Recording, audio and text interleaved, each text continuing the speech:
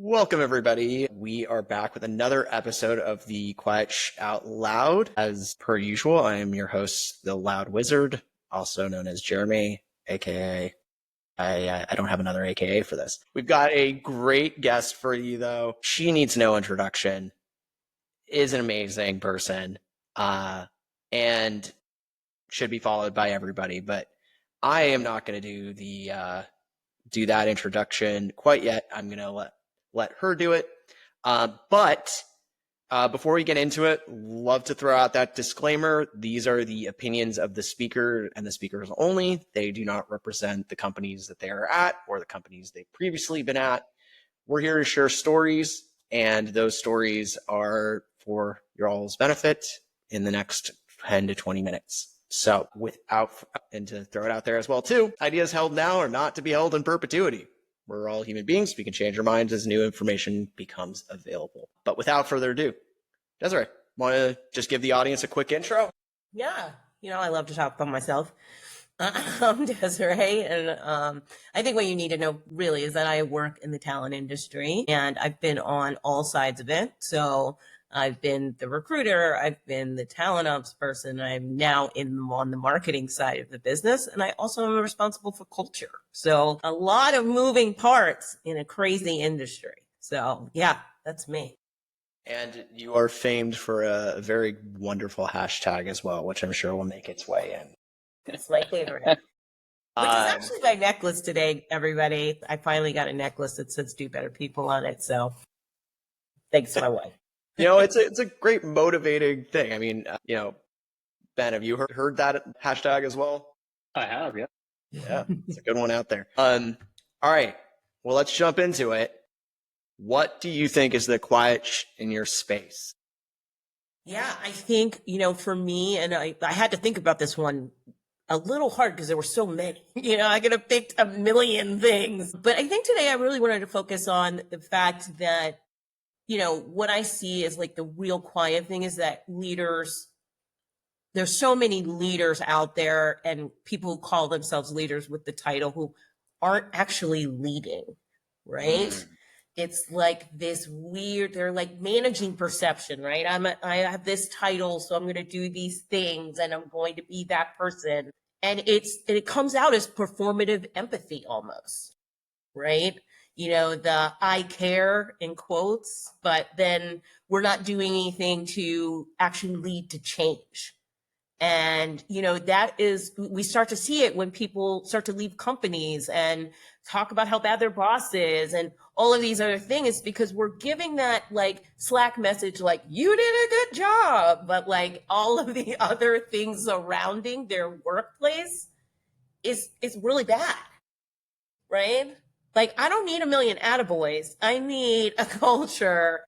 I want the attaboys, but I also want a culture that supports me and is not toxic and isn't all these other things. And so we start to get in this weird cycle where we think culture means one thing and it really doesn't. And most leaders weren't trained how to build a culture, right? They're sitting in a seat because they were really good at what they did most of the time, right? They were the top sales guy, or they were, me. We could even use me, right? That I was really good at my job. And so I kept just moving up the ladder, but no one sat me down and was like, this is how you manage people, right? I got like one PowerPoint about, this is your team. Please go lead them and do this with our values in mind. It's really scary when you think about it. Yeah, I mean, one of the you just gave me the idea, and I wonder now with all the AI technology if it's possible to do, but just create like a workplace Geiger counter. See where the Geiger counter goes when you're like looking at something who's just in the corner, just giving you something. But I mean, Ben, everything she just said, I'm sure you've got some questions for her there too, because we've talked about this as well. We have. There's so many layers there. One of the things I think you bookended it really well. At the beginning, one of the things that I heard was the concept of managing perception, for lack of a better word, those fake leaders, those non-leader leaders out there.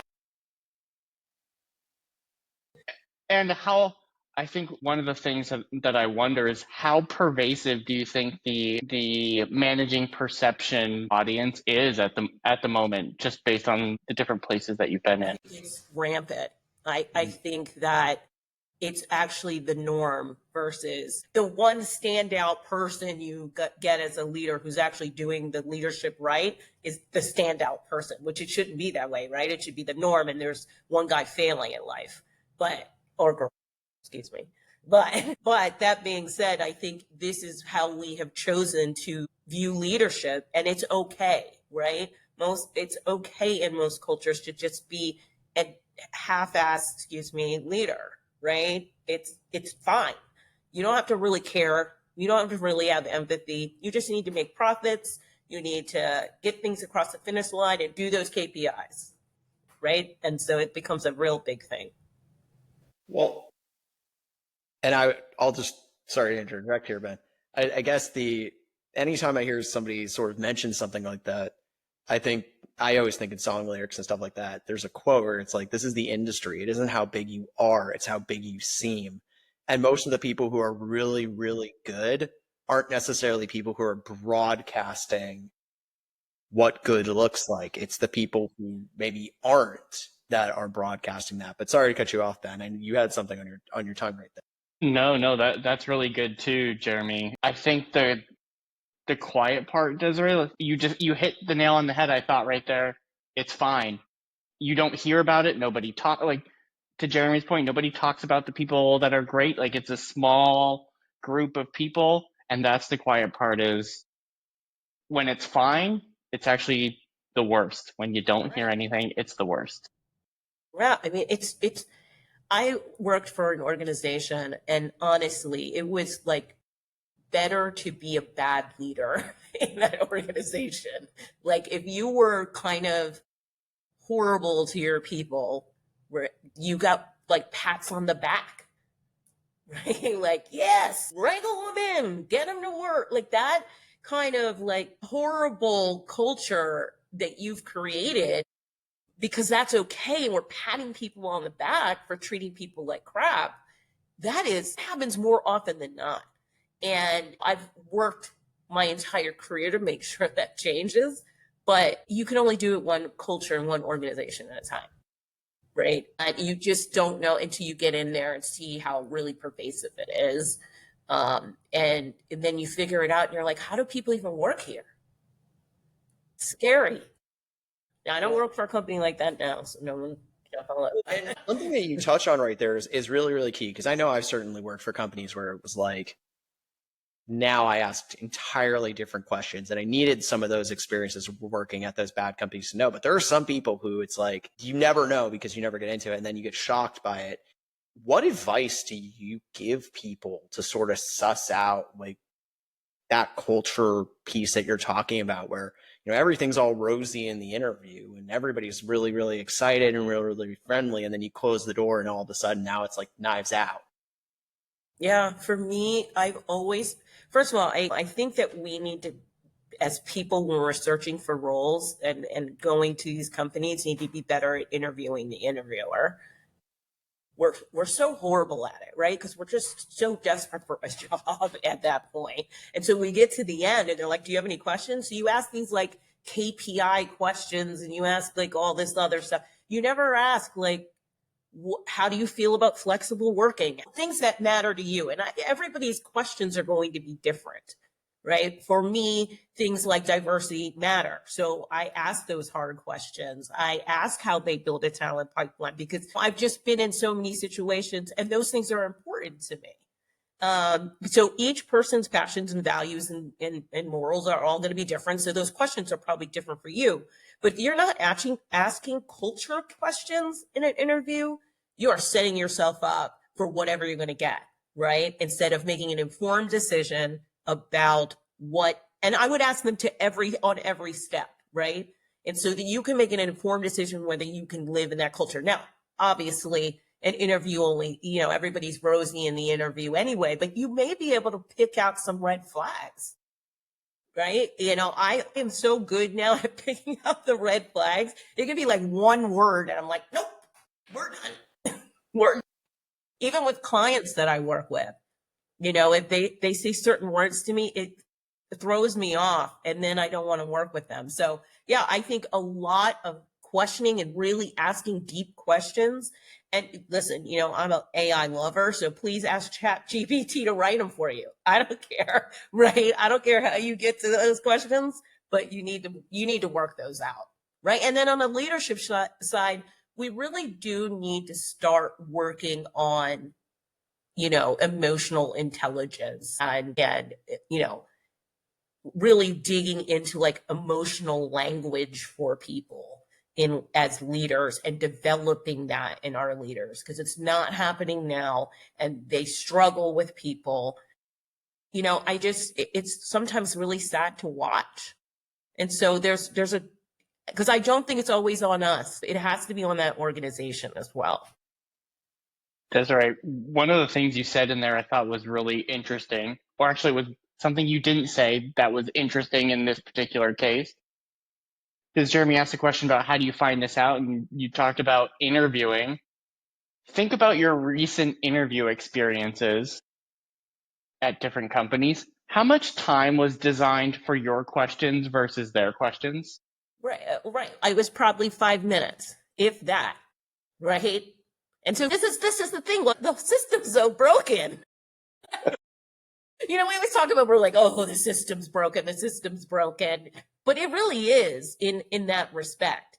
You should be giving that. When I interview candidates, because I still do some recruiting, I give them so much time to tear me up. Like, please ask all the questions. If I don't know, I'm going to find out. If I know, I'm going to tell you.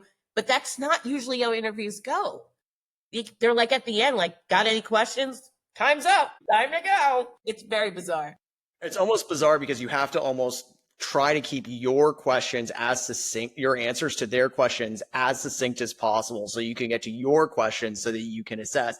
And then on the flip side, it's almost hard when you walk in, and I've had a couple of interviews where the person I'm interviewing hasn't said really anything. It's just the hi, how are you doing? How's your day been going? And then goes, all right, do you have any questions for me? And I'm like, you know more about your company than I do. I got to go off of the things that you're going to ask me questions for.